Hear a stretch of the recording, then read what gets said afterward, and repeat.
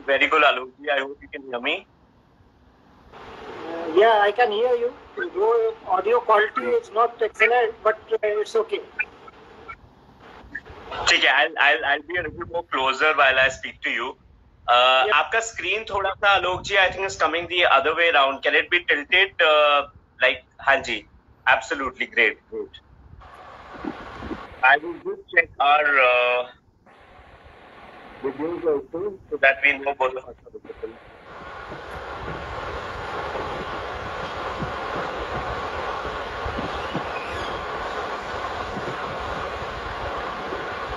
Please, Alokji, can you hear me?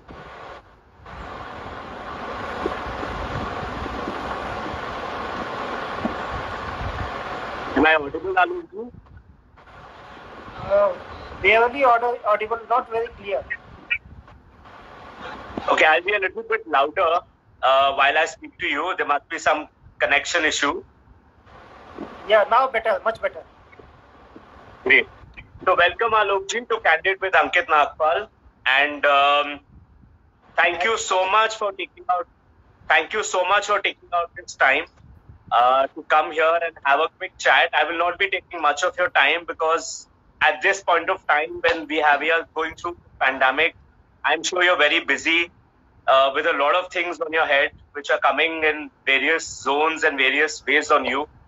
Andaman, Nicobar, and of course Delhi. So Delhi police is like Mother Carter to us. So I got trained in the Southwest District, which is Vasant Vihar, headquarters in Vasant Vihar. And at that time, it used to extend up to Najafgarh. From like Safdarjung to Najafgarh, that was the extent of that district. So I got trained there for about 10 months. And then I was posted to Chandigarh as Assistant Superintendent of Police. So my first stint, first independent charge was in the city beautiful, that is Chandigarh. And I served there as Assistant Superintendent of Police for about 2 years. Then we are posted to Mizoram. So in Mizoram, the northeast of India, my district was Sahia, and Sahia had about 150 kilometers of international border with Myanmar.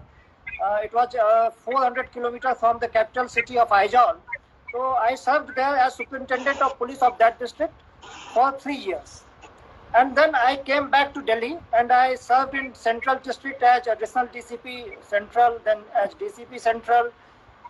Then I again went to Chandigarh in 2010. I served there as DIG of City Beautiful again for 3.5 years.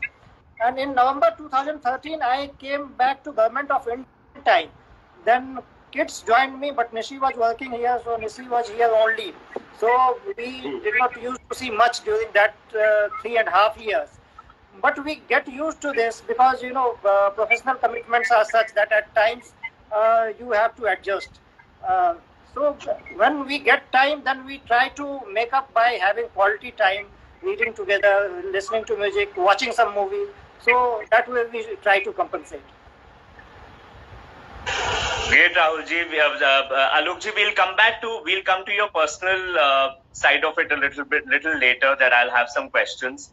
But from the professional bit, Alokji, how is it? Like a lot of people, I feel I have met also that I know who are in the forces, whether they are in the army, they are in the military, they are in the police. I know a lot of people, and I know a lot of youngsters who also at times are ambitious and they want to join police and they want to join forces.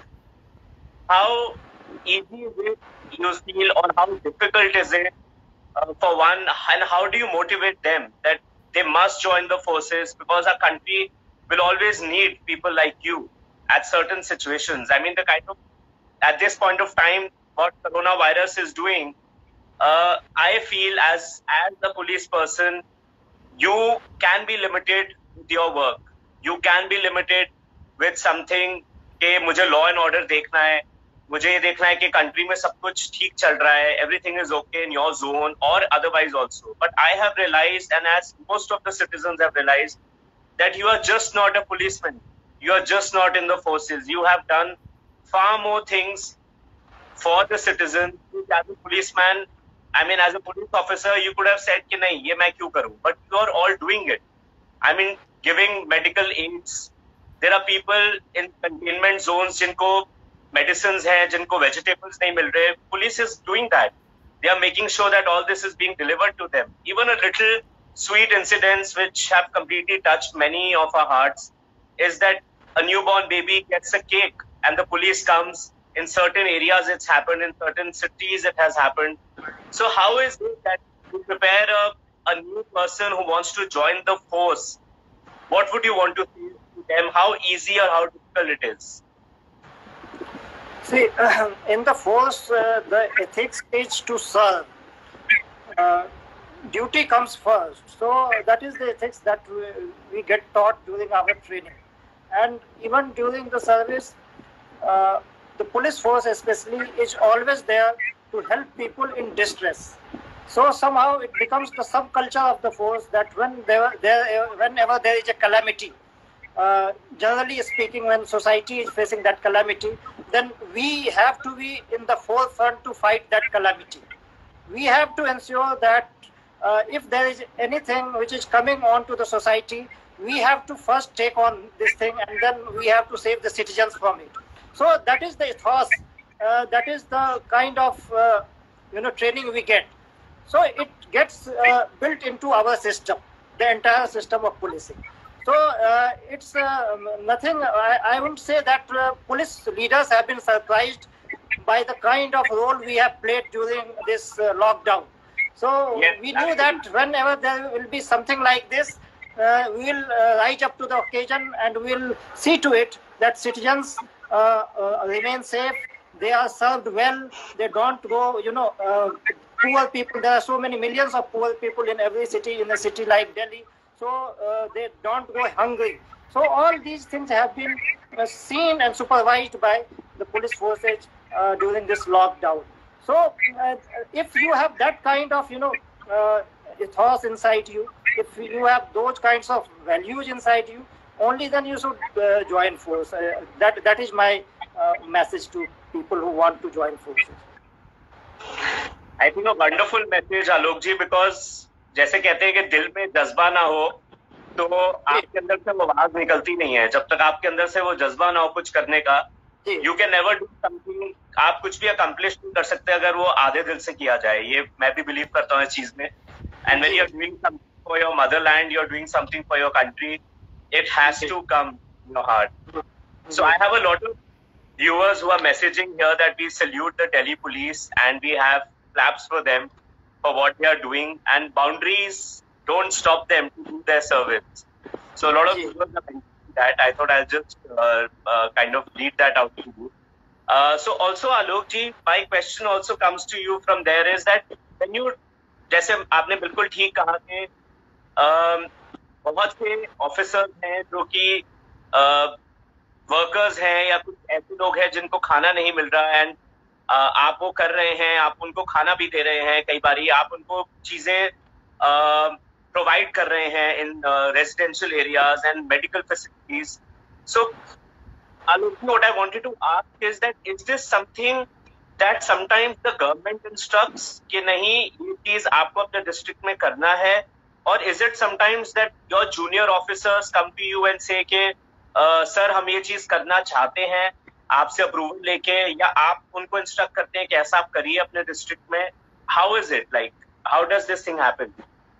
See, I will tell you, जब ये lockdown start हुआ था, initial 23rd 24th मार्च को जब lockdown start हुआ तो ये suddenly lockdown आया, and then for first 2-3 days हर इलाके में हमें मालूम था कि बहुत सारे लोग ऐसे होंगे जिनको शायद खाने की दिक्कत होगी, जो अकेले रहते हैं.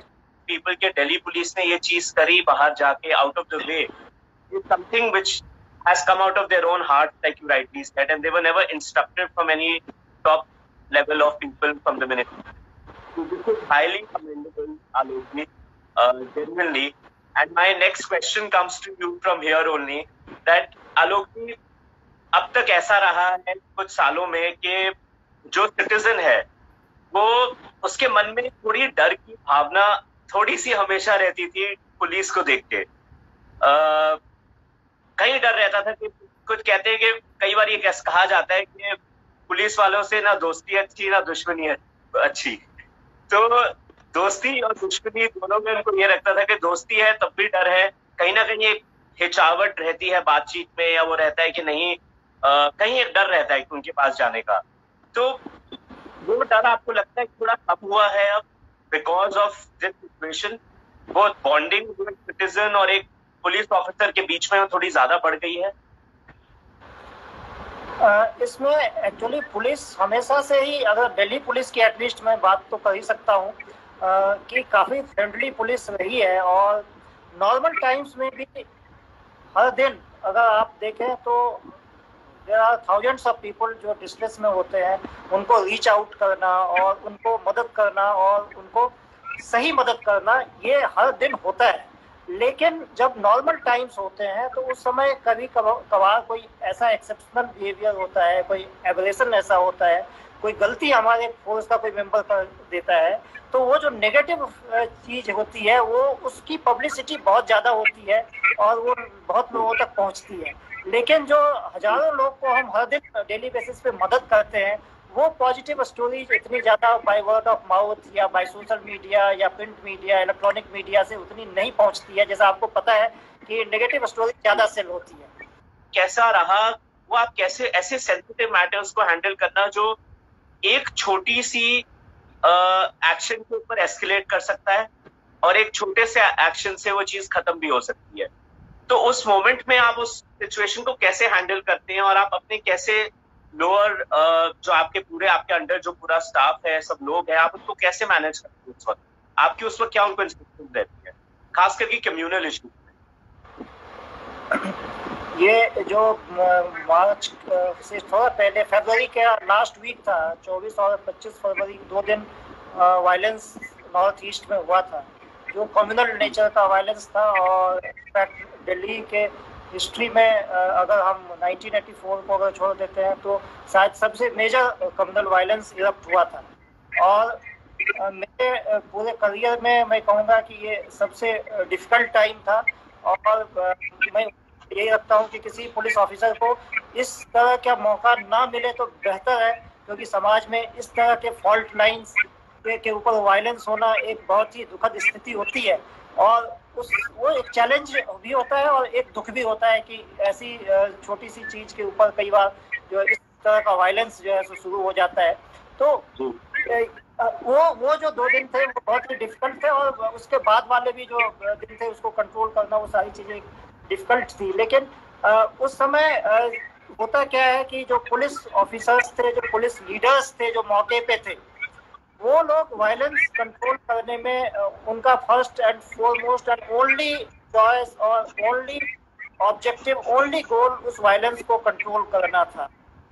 लेकिन उस वायलेंस को कंट्रोल करने के दरमियान जो मीडिया रिपोर्ट्स बहुत सारी उस समय जो चल रही थी, वो होता क्या है, जब हम वायलेंस कंट्रोल करने के ऊपर है तो मीडिया के साथ जितना इंटरैक्शन हमारा होना चाहिए था उतना इंटरैक्शन नहीं होता। मीडिया को हम इतनी सारी चीजें बता भी नहीं सकते, इतना डिटेल के भी बिहेवियर की प्रॉब्लम हो सकती है ऐसे सिचुएशन में। अगर आप देखें इस स्केल ऑफ वायलेंस में भी फोर्सेज के ऊपर कहीं पे कोई ऐसी अभी तक एलिगेशन नहीं आई है कि फोर्सेज बायस्ड थी या सही काम नहीं किया। आलोक जी, मैं कुछ ऐसे चैनल्स बिल्कुल जेन्युइनली फॉलो करता हूं जो कि ट्रुथ दिखाते हैं, और उन्होंने काफी हद तक कुछ ऐसी चीजें दिखाई जो आपने बिल्कुल सही मेंशन किया, सटीक खबर और बिल्कुल सही खबर, where we saw how Delhi police handled the entire situation.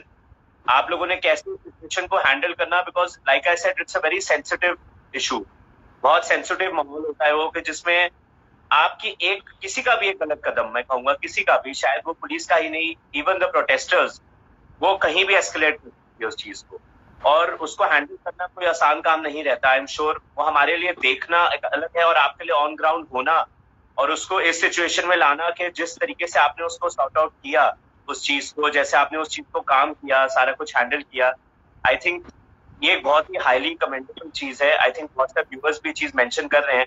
But साथ ही साथ मेरा एक सवाल ये भी आता है आलोक जी आपसे, कि आपने कहा कि काफी बार मीडिया कुछ चीजें रिपोर्ट करती है जो सही नहीं होती, ऑन ग्राउंड वो नहीं होता जो कि ट्रुथ है। और आप कई बार उसे 2-3 दिन जैसे कि देख नहीं पाए, 2-3 दिन आपको पता ही नहीं चला, बिकॉज आपके लिए आपका पहला काम, प्राइमरीली काम ये था कि पहले आप आपकी ड्यूटी वाज फर्स्ट। तो मीडिया ऑब्वियसली कम्स लेटर कि क्या छप रहा है वो आपके लिए इम्पोर्टेंट अभी नहीं होता। बट क्या इसमें कहीं थोड़ा सा मैं आपका और हमारा काम थोड़ा कहीं कनेक्ट करके एक सवाल पूछ रहा हूँ कि कहीं ये पीआर कंपनीज या कुछ पीआर लोग जो क्या दिल्ली या आपकी जोन की कोई स्पेसिफिक कोई पीआर फर्म होती है, कोई पीआर लोग होते हैं जिनको आप रखते हैं, हायर करते हैं या सोचते हैं कि जो ये इमेज को ठीक रखे और सही मैसेज को आगे मीडिया तक दे, ताकि वो 3 दिन जैसे कि आपने कहा आप बिजी थे तो एटलीस्ट आपके पीआर ऑफिसर या आपके जो पीआर लोग हैं वो इस चीज को ठीक से देख पाए? इसमें मैं बताऊं कि ये आपका बिल्कुल सही सवाल है, लेकिन इसमें ग्राउंड पे अगर आप देखें, इसको हमने एनालाइज किया। हमारे यहाँ एक पीआरओ होते हैं, पब्लिक रिलेशन ऑफिसर हैं, पीआरओ हैं, और परसेप्शन मैनेजमेंट का काम उनका होता है। लेकिन उस समय हालात क्या थे कि ग्राउंड के ऊपर एक रिपोर्टर होता है, वो कोई कहीं एक इंसिडेंट को कवर कर रहा होता है। वर्चुअल हो गई है, हर चीज अब ऑनलाइन टेक्नोलॉजी पे है, खास करके लॉकडाउन के दौरान ये काफी चीजें, चाहे आप स्टूडेंट्स देख लें वो भी ऑनलाइन पढ़ रहे हैं, हमारे सेशंस ऑनलाइन हो रहे हैं, बहुत सी चीजें अब ऑनलाइन हो रही हैं। तो मैं शायद ऐसा भी कई बार फील करता था उस वक्त भी कि कभी अगर ऐसे जब कम्युनल राइट्स हुए या कोई ऐसी सिचुएशन हुई जहाँ पुलिस को वक्त नहीं मिला to reach out to the masses, to reach out to the media, और आपने सही कहा कि मीडिया ने कई बार उसको ठीक से प्रोजेक्ट नहीं करा, तो मैं ये फील करता हूँ कि अगर एक वर्चुअल प्रेस कॉन्फ्रेंस ऐसी रखी जा सकती है जहाँ पे सीनियर ऑफिसर रोज के रोज अगर मान लीजिए 10 मिनट भी कोई वर्चुअल अपनी बाइट खुद ही बना के अगर एक पब्लिक कर सके, जहाँ जो मीडिया पिक कर सके, जिससे मीडिया को आने की जरूरत नहीं है, and it can be at any point of time, at night also. तो मुझे ऐसा लगता है कि ये चीज भी फील करता था कि can probably bridge the gap. ये आप बिल्कुल सही कह रहे हैं कि अभी ये कोरोना के टाइम में और लॉकडाउन के टाइम में हमें ये पूरी सोसाइटी को एक वक्त मिला है, जैसे मैं बार बार ये कहता हूँ कि रीस्ट्रक्चर करने का, रीडिजाइन करने का, हर चीज को, how we work, how we live, वो एक वक्त मिला है। और उसमें डेफिनेटली जो आप बता रहे हैं ये बहुत ही इम्पोर्टेंट टूल हो सकता है, जिसमें without losing much of our time, operational time, we can reach out to the world at large। तो डिजिटल वाली बात है डेफिनेटली। तो आलोक जी, कुछ सवाल मेरे आपसे हैं जो थोड़ा इस टॉपिक से थोड़ा हट के आपसे कुछ सवाल पूछना चाहता हूँ कि आप इस डिसीजन को कैसा ठहराते हैं सही, कि जैसे कि दिल्ली गवर्नमेंट ने एक रूल निकाला कि अगर बाय चांस किसी का कोई एक्सीडेंट हो जाता है, God forbid, and they are in a bad situation और उनको हॉस्पिटल ले जाया जाए, तो पहले हमें ये एज हेल्पर कई बार कहीं ना कहीं ये डर रहता था कि अगर मैं इनकी मदद करूंगा तो मुझे सवालों के घेरे में डाल दिया जाएगा। अब क्योंकि दिल्ली गवर्नमेंट ने ये एक रूल निकाला कि आप will be no question asked. So इसको आप कैसे देखते हैं कि आपको जब अपनी बाद में तफ्तीश करनी होती है या आपको बाद में इसके बारे में करना होता है, तो आपको क्या डिफिकल्टी आपको लगता है डिसीजन अच्छी है, या आपको लगता है कि इससे आपको दिक्कत होती है to find out the real cause of the accident? देखिए, इसमें सबसे इम्पोर्टेंट चीज जब एक्सीडेंट होता है तो इन्वेस्टिगेशन से भी ज्यादा इम्पोर्टेंट इंसान की जान बचानी सबसे पहले इम्पोर्टेंट है। तो अगर मैं समझता हूँ अगर किसी पॉलिसी से अगर साल भर में, जैसे दिल्ली में रोड एक्सीडेंट्स के अंदर about 1500 to 1600 lives are lost every year, तो अगर हम 100-200 आदमियों की जान भी इस वजह से बचा सके, इस पॉलिसी की वजह से, तो I will always welcome that policy. Investigation can happen, जो उनको हॉस्पिटल ला रहे हैं उनसे पूछताछ करके, या even without that investigation can go on. Situation को ऐसे रिस्पॉन्ड करना है, हम उस सिचुएशन को हैंडल करने के लिए प्रोसीजर्स एस्टैब्लिश करते हैं। परेशानी होती है वो इसको कई बार फॉलो कर जाते हैं, खासकर कि जैसे माइग्रेंट वर्कर्स की बात हुई कि उन्होंने कुछ फेक न्यूज को फॉलो किया, चाहे वो बॉम्बे में हो चाहे वो दिल्ली में हो। तो इस चीज को आप कैसे टैकल कर पा रहे हैं? क्या दिल्ली पुलिस या आप अपने पर्सनल एक जोन में उस चीज को क्या कुछ ज्यादा उसको टेक्नोलॉजी वाइज आपने उसको ज्यादा कुछ इक्विप किया है to get track of these things? आपने बहुत ही रेलिवेंट सवाल पूछा है और बहुत ही सही सवाल पूछा है, क्योंकि ये वक्त इतनी तेजी से बदल रहा है और टेक्नोलॉजी इतनी तेजी से हमारे जीवन में आ रही है कि जिसकी वजह से आज की तारीख में अगर कोई स्मार्ट क्रिमिनल है वो स्ट्रीट क्राइम नहीं करता है। जो स्मार्ट क्रिमिनल है वो वर्चुअल क्राइम कर रहा है, वर्चुअल दुनिया में जाके साइबर क्राइम कर रहा है और वहाँ पे उसका जो रिस्क फैक्टर है वो भी कम है पकड़े जाने का और उसको बेनिफिट्स बहुत ज़्यादा है। तो आज की तारीख में जो टेक सेवी नहीं है वही स्ट्रीट क्राइम कर रहा है, वही क्रिमिनल कर रहा है। तो पुलिस के लिए चैलेंजेस दोनों फील्ड में ड्यू टू ये जो टेक्नोलॉजी का इन्फ्लक्स हुआ है, जो दुनिया ऑनलाइन हो गई है, वर्चुअल हो गई है, साइबर वर्ल्ड बन गया है, उसकी वजह से एक तो जैसा आपने बिल्कुल सही कहा कि स्ट्रीट क्राइम कम होगा, आने वाले वक्त में साइबर क्राइम ज़्यादा होगा और उसी तरह से जो लॉ एंड ऑर्डर सिचुएशन है वो फेक न्यूज की वजह से या इस तरह की चीज़ों की वजह से, जो टेक्नोलॉजी की वजह से या सोशल मीडिया प्लेटफॉर्म्स हैं वहाँ पे कुछ बातें फैला के लॉ एंड ऑर्डर की सिचुएशन ज़्यादा तेजी से क्रिएट की जा सकती। बरसाए, ऐसा नहीं हुआ कि आपने उन पे हार्श बिहेवियर किया, ऐसा नहीं हुआ कि आपने उनको कहीं लॉकअप में डाल दिया या आपने उनसे कोई हैवी फाइन्स दी। ऑफ कोर्स ये एक की अपनी मैं कहूँगा कि अपनी रिस्पॉन्सिबिलिटी है कि वो लॉकडाउन को फॉलो करे। वो खुद ही अपनी कंट्री के लिए चीज सोचनी चाहिए और अपने फेलो सिटीजन्स के लिए। बट जहाँ लोगों ने तोड़ा, आपने कुछ अनोखे तरीके निकाले, जैसे कि किसी से आपने बिठा के उठक बैठक कराई। कहीं पे हमने पुलिस ने देखा एज अ होल कि उन्होंने कुछ लोग ऐसे जिनको ऐसे कहा गया कि सड़क पर रोल करिए, मुर्गा बनिए। तो कुछ ऐसे सिचुएशंस आई जहाँ पे मीडिया ने दिखाई कि पुलिस ने उनको ऐसी तरीके से दंडित किया, ना कि उन्हें डंडे मारे या उनको कोई किसी तरीके का नुकसान पहुंचाया। ये चीज आपको और लगती है कि ये कुछ कहीं ना कहीं सिटीजन्स को एक अच्छे वे में, पॉजिटिव वे में पुलिस के और करीब लाई? देखिए इसमें क्या है कि ये मुझे लगता है कि जब हम लोग स्कूल में होते थे तो उस समय इस तरह की सजाएं बहुत दी जाती थी। टीचर्स देते थे कि चलो मुर्गा बन जाओ या फिर दंड बैठक करो, वो इस तरह की चीजें आपने देखा होगा कि उस समय होती थी बहुत।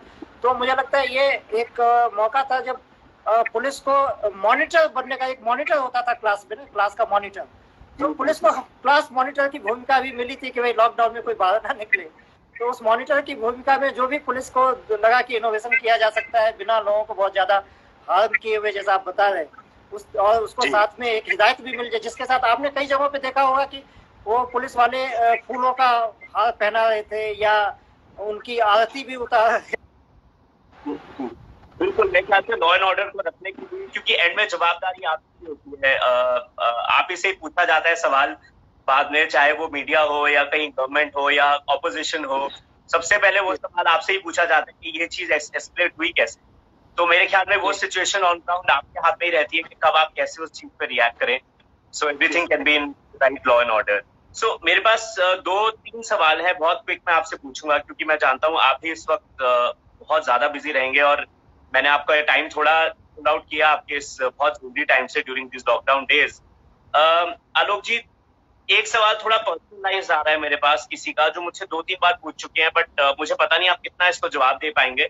बट मुझे किसी ने पर्सनली मैसेज किया है कि वो इस वक्त एक लेडी है, मैं उनको खैर जानता भी हूं, तो मैं जानता हूं कि ये जेन्युइन सवाल पूछ रहे होंगे, बट मुझे मालूम नहीं आप कितना इसको जवाब दे पाए कि वो इस वक्त उनका मैसेज भी आ रहा है, विदुषी करके हैं नीचे मैसेज, कि वो इस वक्त कहीं जम्मू में फंसी हुई हैं और how is it her husband can reach out to her, क्योंकि बहुत से ऐसे लोग हैं जो अलग अलग स्टेट्स में फंसे हुए